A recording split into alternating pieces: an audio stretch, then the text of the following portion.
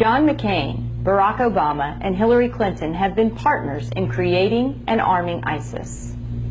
Here are the facts.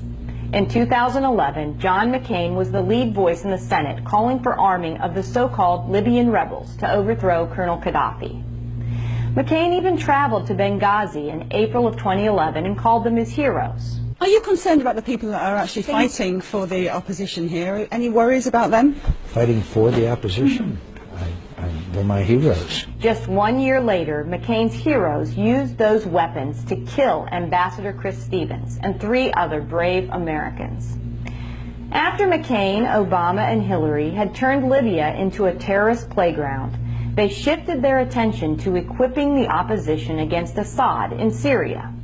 A 2012 State Department memo clearly says the opposition to Assad was Al-Qaeda in Iraq. That's right. The same terrorists who our soldiers had been fighting in Iraq became McCain's new heroes in Syria. In May of 2013, McCain traveled to Syria and was photographed with Syrian rebels, who may well have become leading figures in what would later be called ISIS. McCain returned to the United States and lobbied Congress to fund, arm, and support these Al-Qaeda freedom fighters to the tune of $500 million.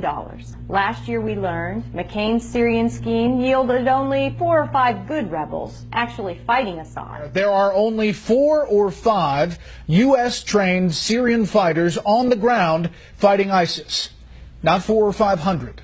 The rest took our training and weapons and became ISIS.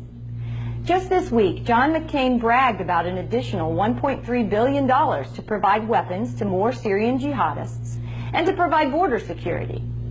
Not in Arizona, but in Lebanon and Jordan. I'm Dr. Kelly Ward, and I'm running for the United States Senate because John McCain has equipped our enemies, put our soldiers in harm's way, and turned even our own American soil into a battleground.